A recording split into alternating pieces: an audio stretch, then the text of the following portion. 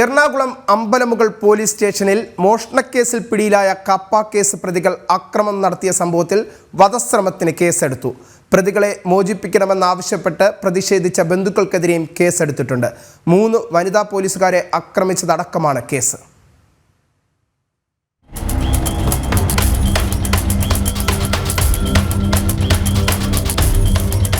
എറണാകുളം അമ്പലമുകളിൽ നിർമ്മാണം നടന്നുകൊണ്ടിരുന്ന ഫ്ളാറ്റിൽ നിന്നും നിർമ്മാണ സാമഗ്രികൾ മോഷ്ടിച്ചെന്ന കേസിലാണ് ബുധനാഴ്ച രാത്രി അഖിൽ ഗണേഷ്, അജിത് ഗണേഷ്, ആദിത്യൻ എന്നിവരെ പോലീസ് ഫ്ളാറ്റിൽ നിന്നും പിടികൂടിയത്.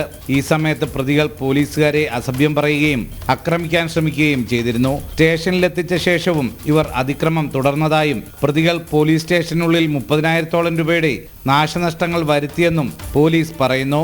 വ്യാഴാഴ്ച രാവിലെ കോടതിയിൽ ഹാജരാക്കുന്നതിനുള്ള നടപടികളുടെ ഭാഗമായി ഇവരെ വൈദ്യപരിശോധനയ്ക്ക് കൊണ്ടുപോകുന്നതിനിടെയാണ് പ്രതികളുടെ ബന്ധുക്കൾ സ്റ്റേഷനിലെത്തിയത്.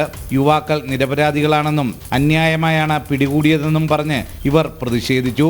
ഇതോടെ പ്രതികൾ വീണ്ടും പോലീസിന് നേരെ തിരിഞ്ഞു. ഇതിൽ 3 സിവിൽ പോലീസ് ഉദ്യോഗസ്ഥർക്ക് പരിക്കേറ്റു.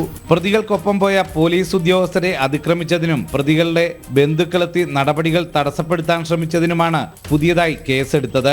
അഖിലിനും അജിത്തിനും ആദിത്യനും എതിരെ വധശ്രമമാണ് ചുമത്തിയിരിക്കുന്നത്.